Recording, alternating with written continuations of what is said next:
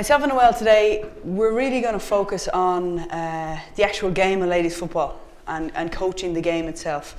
If we start by, I suppose, how did we get here or how did we arrive at this? Myself and William have been working on, and numerous other people as well, have been working on the LGFA Level 2 Coach Education Programme. And our Level 1 and part of our fundamentals, we had lots of different pieces. We talked about nutrition, we talked about strength and conditioning, we talked about psychology, all of that type of stuff. So initially in our heads when we talked about Level 2, we thought that it would just be more of that, more information in all these little areas. But then when we sat down, and we have to give credit to our advisor Liam Moggan, a lot of you would know him from Coaching Ireland, he guided us a lot in this. We decided, no, actually our game is ladies football, and that's what we want to really focus on our Level 2 coach education. So over the past probably year or so, we've been I suppose really chasing that idea of how do you actually coach our game. Not men's football, not camogie, not hurling, not soccer, nothing.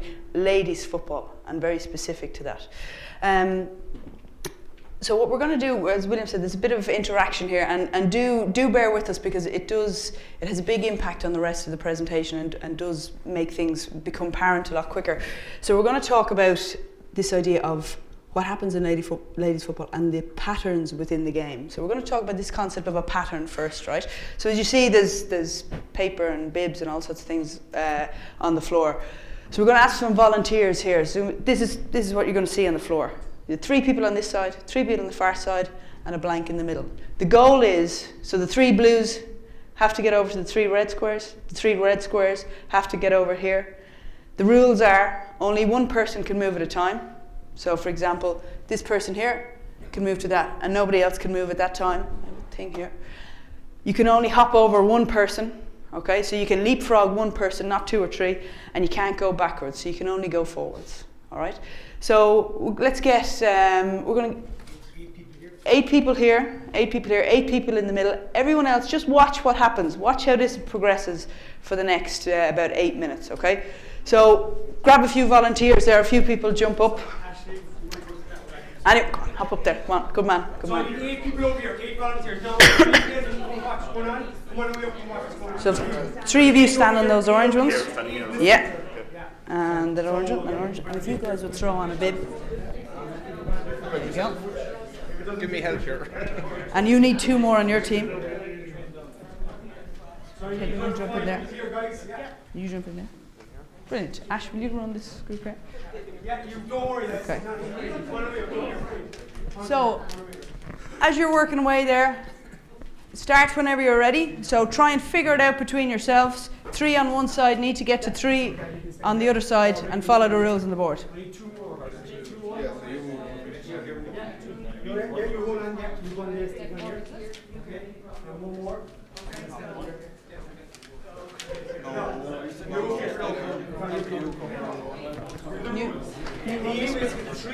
You run this group. When it's actually organised. Just come in. Huh? Sort of. One person at a time. Go backwards. Yeah.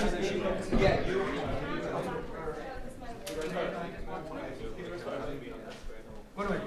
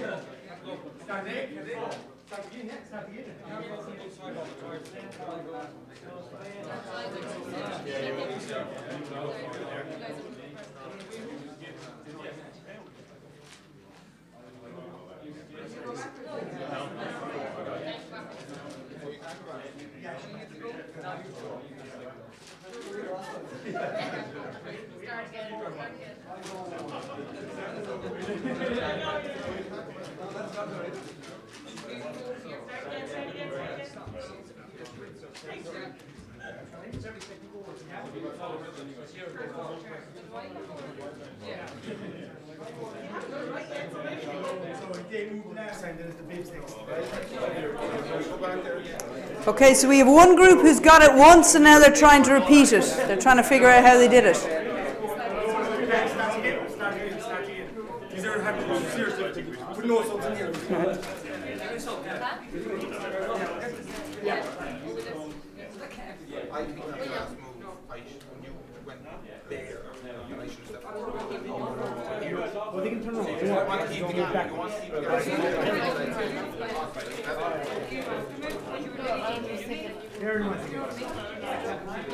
Okay, just pause for a second. I'm going to give you a hint. All right, I'm going to give you a hint. 1, 2, 3, 3, 3. That's your hint. Keep going. 1, 2, 3, 3, 3. No. Start again. 1, 2, 3, 3, 3.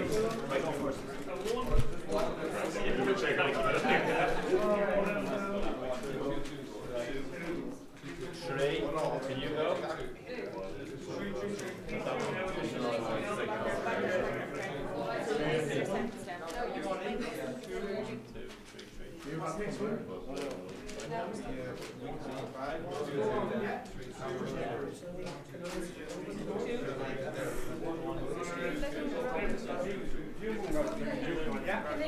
Move forward again. Forward. What's 2? Where's 2? Forward.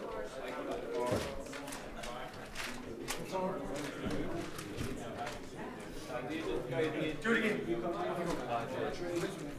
Yeah, forward. They haven't noticed.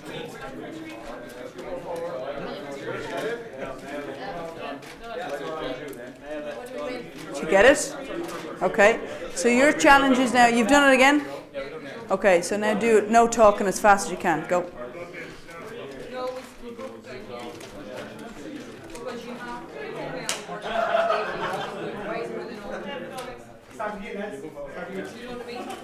These guys have it. They're going faster or talking. We have to make our results.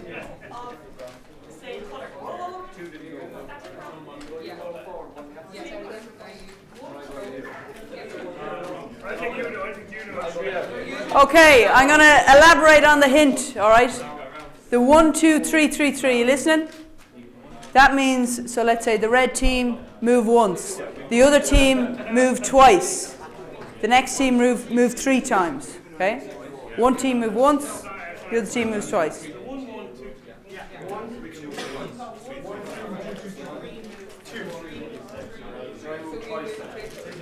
So your team moves twice. Yeah.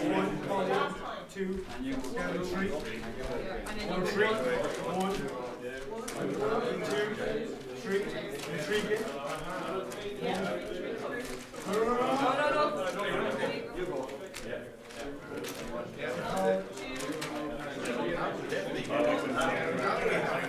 You have it?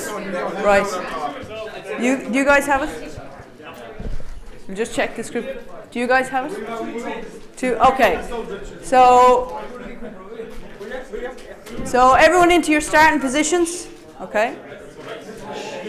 So starting positions. You've only done it one direction. Okay. Right, so we're going to do a race. So Aisling, when your team have it, put your hands up in the air. William, when your team have it, put your hands up in the air. Doing when your team have it, hands up in the air. Okay, listen. No talking on the shout. Okay. Ready? 3, 2, 1, go! Aisling's group still haven't moved yet, fair play.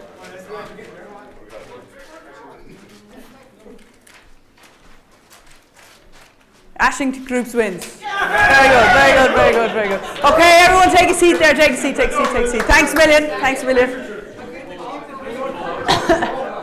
Keep the jerseys, keep the jerseys. No, don't keep the jerseys, don't keep the jerseys. Brilliant, brilliant. Okay, thanks for your patience with that. Okay, what did we see, right? Talking about the importance of a pattern. What happened with that? So initially, you got an outcome. You were told these 3 people have to go to the other side, but you had no idea how to get there. And you were trying to figure it out as you went along, you were shooting in the dark, really, right? Repeatability. This group here got it. Yeah, we got it. I said, do it again. And they're trying to do it again. It took them another 3-4 minutes to try and figure out how to do it again. They achieved it. They hadn't a clue how they got there. It just sort of happened.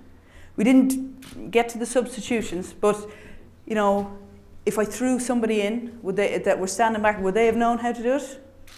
I doubt it. Without talking, that was different.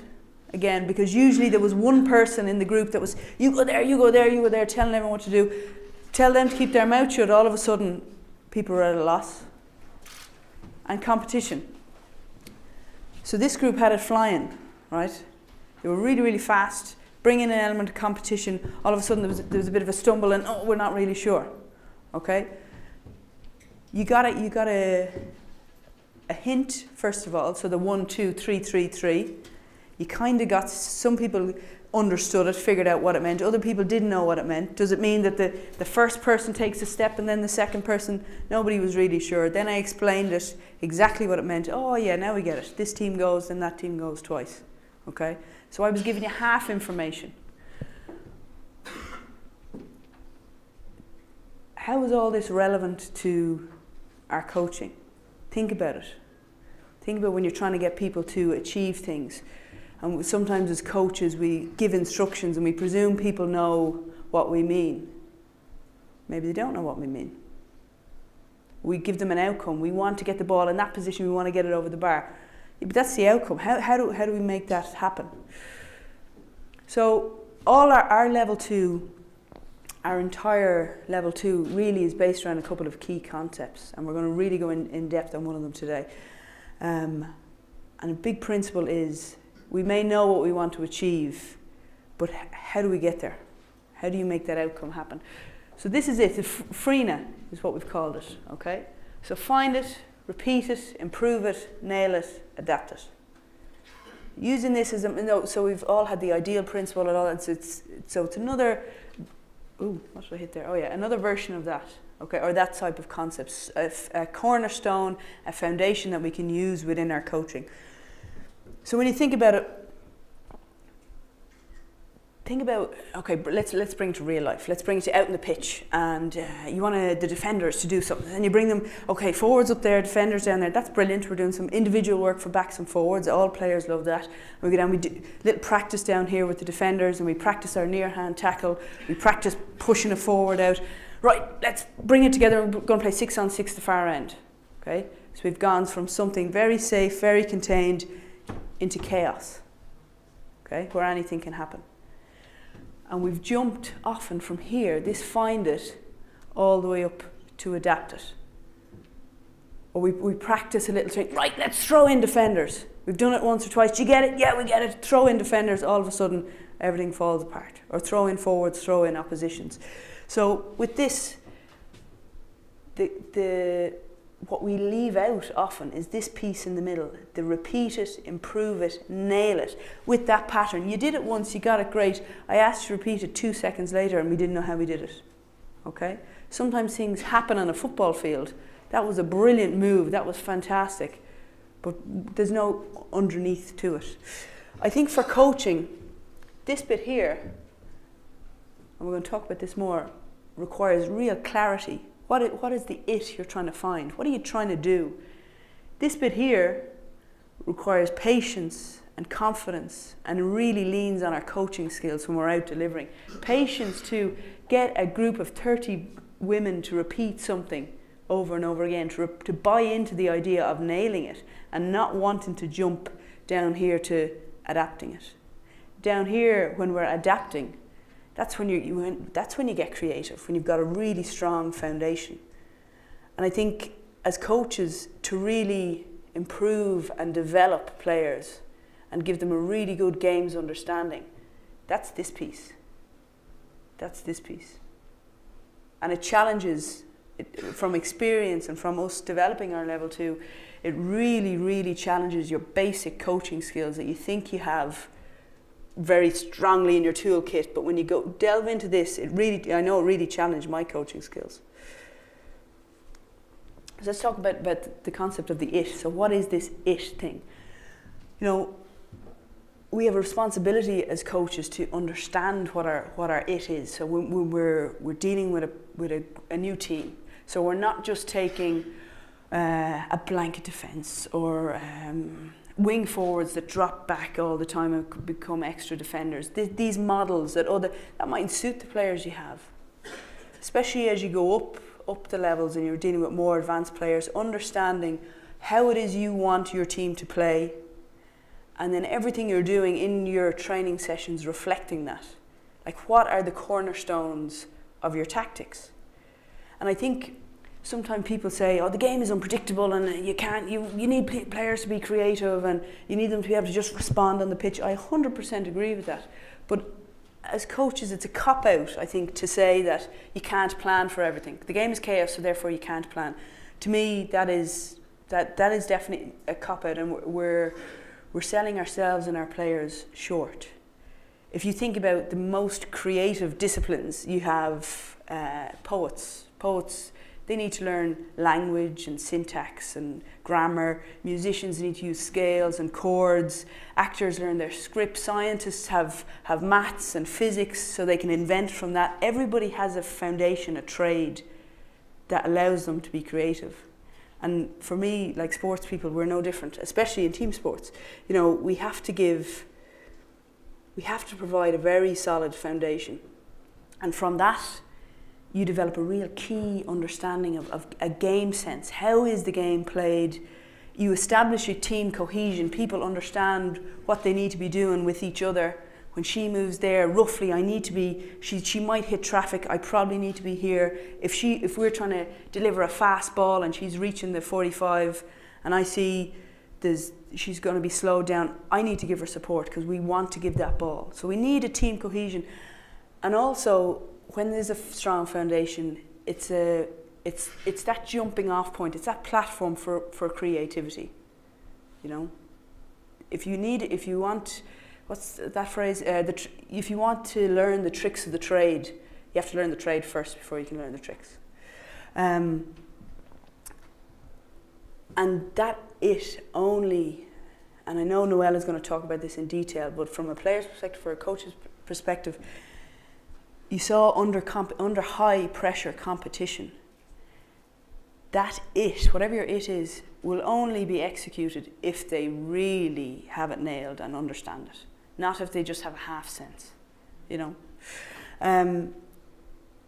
So for what we're going to talk about, and how you bring that into your coaching, is this idea of the patterns of play. So all over the pitch, and this applies to any team sport, but all over our pitch, there are patterns of how the game usually works. Like common things, I wrote a few common things. Off the shoulder run. I'd say everybody in the room has coached that idea of an off the shoulder run. A diagonal ball.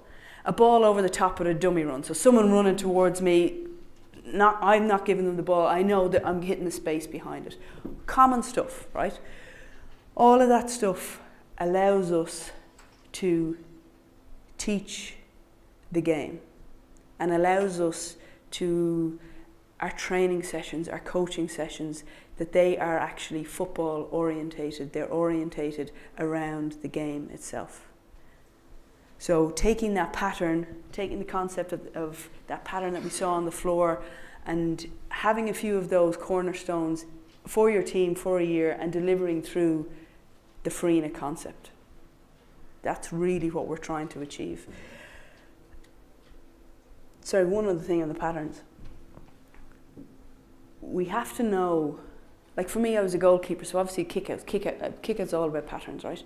And obviously you go into a game and there's opposition, right? But I have to know, and my team has to know, in an ideal world, if I get the ball after the score, I'm kicking from the 21, where are we going? Now that mightn't happen in a game, but if there was no opposition and we could do whatever we want, how do we get the ball from a kick out over the bar in less than 8 seconds or whatever it is, right? We have to understand that. And opposition then comes later. So when you take this approach, I mean, what does a good coach do? And when we were going after and chasing, developing this Farina concept, I know myself and William as well, we really delivered a huge amount of it with our own teams that we coach. And for me personally, it forced me to understand why I did everything. because I forced myself every single part of the session. Okay, how is this relevant to how I'm trying to get my team to play? It also forces you, if you want to get a team to buy into a concept that you want to repeat and improve, that challenges your coaching skills. And we'll, again, a real life example from Noelle, over a course of a season trying to get something right. How do you keep players engaged with that? Oh, we're doing this bloody thing again. You know? That requires a huge amount of coaching skills. And how do you get players to see the relevance of it and see the mass, and I suppose take pride in the process? And I'll give you an example of something that helped me or worked for me. Like, it was a minor boys team, and we were delivering, or the pattern I chose, it was like the cornerback winning the ball in play in the corner, and we were saying, how do we get it across up the field over the bar? It involved an off the shoulder run, a diagonal pass into the scoring zone, and a kick over the bar. Okay, so it was really simple. It was end to end. So we went through it for after about 3 or 4 minutes, the players were wrecked. First of all, okay, because there was one line running up the pitch, so give the ball, follow the ball, and it moves all the way up the pitch, and then another group coming back down the pitch, right? Ball started to go astray, drop short, kicked over the sideline, all that type of thing. After a couple of minutes, I brought them in. I said, you know, lads, we started this, and at the start it was you thought, yeah, simple, straightforward, no opposition. Should you be able to do it? And they were like, geez, yeah. And I said, well, what's letting us down? Why aren't we able to achieve it? And one of the lads, real great attitude, good football, all that. And one of the guys said, well, my ball keeps dropping short. And I was like, okay, well, the distance, where are you? What position you're in? You're kicking from here. You're trying to hit where roughly where the wing forward is going to be. Should you be able to hit that pass? Yeah. Why can't you hit the pass?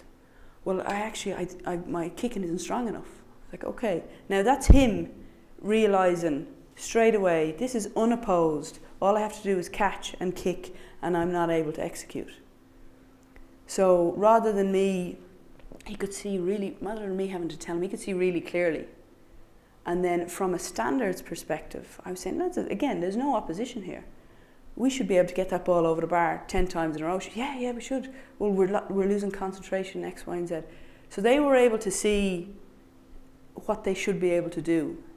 Throw that into a game scenario. Oh, it was a bad pass, I misread it, he made the wrong run, etc. So there was none of that smoke to hide what was really happening. So they were able to see exactly where they were. I suppose from a planning point of view, and I think these are 2 great slides when we're talking about, as coaches, what we actually do. What we talk about coaching, we talk about all big things, building motivation and self-esteem and all that, but what do you actually do? So when, if you think of a training session, there's players, there's coaches. Players, they plan, yeah, they gear, their food, when is training, how long will it be, they warm up, they come and they play. And they kick, they block, they tackle, all of these words here. That's what a player does, all the skills of the game. And when you think about your coaching session, that's what you want them to do. How many times did they kick, catch, etc. But what do we do as coaches? How many players will I have and what resources will I need? Then you lay it out and then you deliver it. And here across the top we have the intro, demo, explain, attend, look, observe. So the ideal principle that we all know. Underneath that, and they could be in any boxes over there, to modify this slide slightly, but where are you going to stand? What position are you going to be? How are you going to analyse it? How are you going to progress it? When are you going to step in and out? So imagine you're running a full pitch drill. How many times are you going to blow that whistle and drag everyone in to reassess and put that? Like, that takes a lot of time, you know yourself, getting 30 people in a full pitch. How many times are you going to do that? If you only want to do that twice, your demo better be good. So before you send them out there, how are you going to give them feedback? How are you going to use the space? All of that type of stuff. That all has to be really, really carefully planned. And I think sometimes as coaches we get lost in the big concepts of coaching. As I said, the big ideas about motivation and tactics and all. And sometimes we forget about this stuff. We forget about when you turn up on the pitch and the players arrive, what are you specifically going to do? And is that relevant to how you're going to get your team to play? So what I want to do now, this idea of the FRENA, define it, repeat it, improve it, nail it, adapt it, that can happen within a session. You've got something to work on. You might only get to the I, the improve it. You might only get to the or, repeat it. And the session then is nearly a microcosm of the whole season. So across the whole season, that's the exact same principle. You're trying to find how you're going to play and develop it, all the way to the end to your peak performance. So over the last couple of months I've been talking to Noelle about this and talking to her about her 2017 season, and a lot of this, unbeknownst to ourselves, what we were trying to develop with our level 2 mirrors a lot of what Noelle was going through as a footballer with the Dublin ladies last year. So I'm going to hand over to Noelle now, and she's going to give you sort of a real life example of this and show you some clips and give you some ideas about her perspective as a player. Thanks very much. Yeah, so I suppose I've no background in coaching at all. Everything that I know is just from being a player. So I suppose that's kind of the different perspective that I come from, and I think my role here is just to give the example of how from a player this kind of looks and how we can feed back from it. So I suppose the first thing to emphasise is just the importance of this idea of the it. I suppose one of the most important, or one of the most well-known pattern of play that's kind of been seen throughout the GFA, the GAA and the LGFA over the previous few years is probably this idea of the blanket defence. I can think of just countless times of different coaches throughout the past few years, since 2012, since Donegal won, that have been trying to bring this idea of this blanket defence and pigeonhole it into loads of different teams, regardless of the strengths of the players that they had. And, you know, you can see if that idea worked, every single team that had won in All-Ireland since then would have won it by using a blanket defence, but nobody has won in All-Ireland since then by using that blanket defence. It worked, the it that Donegal team had. You know, if you try put it into another team and you're not taking the time to see or to adapt it to the strengths that team has, I think first of all the players will kind of cop on that it's not playing to their strengths, it's playing to another team's strengths. They won't be able to buy into it, they won't be able to see the benefit from it, and as well it just won't work. So I suppose that's the kind of the first thing to emphasise from the point of view of the players. The second example that I'll give is the pattern of play that we used last year. I suppose I'm a forward, so I'll use how we use patterns of play to develop our forward or attacking play last year. Despite the best efforts of many of the coaches that I've come across trying to turn me into a defensive player, I'm a forward. I played half forward and full forward last year. And we had a new coach who came in last year, Mick Bowen. I don't know if any of you have been to any of his talks before. So he took his time to get to know us, to get to know our it. He looked at how we had played previous years, and he looked at us throughout the league, and he identified in our forward play that our it was that we had good attacking players, we were mobile, we had people who were good ball carriers, and we had also people who were good kick passers. But we weren't using that in our strengths in our play. We were generally attacking as individuals. We weren't supporting each other well enough, and we weren't making intelligent enough runs. So in order to emphasise this to us, he gave us clips of our play and showed us where we were going wrong, showed us that either we weren't making the runs to support each other, or when we had made a run, we weren't aware that the player had made the run and we weren't using each other well enough. So he designed this drill. It's a very simple drill involving 5 players that we did to use our attacking play, and we did it over and over and over it again. The first time we did it was in April, and we did it at every single training session right up to our last training session before the All-Ireland final. So it involved 5 players, 3 players at the 45-metre line, 2 on one wing and 1 on the other wing, and then 2 forwards inside on the 14-metre line. The ball started with the 2 players on one wing. They did a give and go, and they played a long ball into the full forward line. The person who kicked the ball followed their ball in to be an option on the 14-metre line. The person on the other wing, who's starting on the other 45, followed the ball in, got a give and go off the full forward. This then created a situation where they could either take the goal themselves or they could fist pass it across to the person who was on the back post. So we started that in April. We went in and we did it first in April. It was explained to us, we went through it. We were confused at the start. People either weren't following their runs in, they weren't making a good enough run, or they didn't know where to go, where to make the run. They didn't get the trajectory of the hand pass right. So for the first few sessions, you know, it was a work in progress, as every session is, but we stuck with it. He didn't just give us the tools and say, that's how I want you to play, so now let's go play a game and, you know, give out to us if we didn't involve it in. It was repeated, it was repeated, it was repeated. Eventually we got the idea of the drill, and when it came to us doing it, say in May and June time, we were like, should we know how to do this? I make that run there, and we went through it a little bit half-heartedly. He'd pull us in, he'd say, why aren't you doing this? What's going wrong? You're not giving the pass right. We'd go back out and we'd nail it. So it came to May time, June time. At this stage, there was still no opposition involved in the drill. We were just doing it unopposed, going through the motions with it, but trying to fine-tune it every single time, making sure we had that trajectory of the pass right, making sure we were making our run right, making sure we were making a run with intent, so that when we did it in a match, even if we weren't getting the ball, it looked like we wanted to get the ball. It came to June time and we were playing squad matches, we were playing friendly matches, and in clips we could see little flashes of the runs that we were making in this drill and the passes that we were making in this drill coming into our game, and it was pointed out to us and we were saying, oh yeah, there is a reason behind this, we can see what we're doing, we can see the benefit from what we're getting. Now this came back to July time, we were playing in the Leinster final and the Leinster Championship, and we saw that it was working so well that we tried to nearly do it every single time. We were fist passing across the goal when there was two defenders in there. So we were kind of trying to overuse it a bit too much. Again, we kept patience with it. We adapted to it. We improved it. We saw when we should use it and when we shouldn't use it. And we learned, we came across it. Eventually, we came to nail it. Have any of you seen or watched our games in the All-Ireland quarter-final, we got a fist pass across, we got a goal from it. In our All-Ireland semi-final, again, you can see flashes of it, and I'll show an example again of where the runs creating the chances, we were able to adapt it, we were able to use it unbeknownst to ourselves, able to make these runs again, and then again it came through to the final. We got two goals just from this pattern of play, just from this repetitive play. This is only one drill that we used, and only one pattern of play. It's just one example from it that we used amongst many, many others, but it sounded to us like it was simple, and we were wondering why we were doing the same drill over and over again, unopposed. When was Mick going to bring in a defence? When we were going to do it with two balls? When were they going to complicate it? But he kept it simple. He kept repeating it. He did it over and over and over again, and we just saw the benefit from it. So I'll show two examples just from the matches that we had, to show how people were making the runs over and over again, and how also we were able to adapt it to keep our own creativity and to be able to read the game and not always be a robot and not become a predictable team that does the same play over and over again. So this is an example just from our All-Ireland semi-final against Kerry.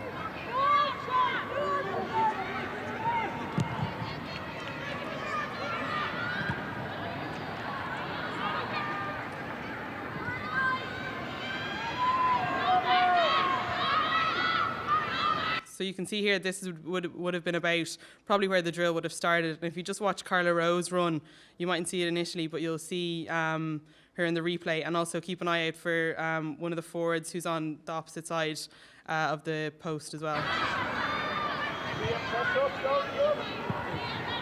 So you can see she's making that run off the shoulder after the ball's gone in.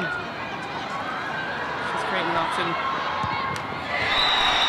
So you could see that if she hadn't slipped, Sinead Ahern was on the side as well for a fist pass across if you need it. And you have Carla Rowe making that run in as well.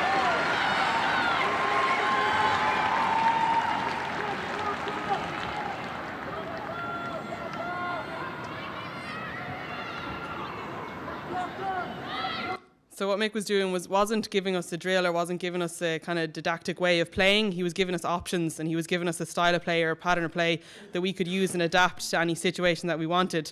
You can see again in another example from our final how it's the exact same pattern of play, but it's a different outcome from it because we just take different decisions in it.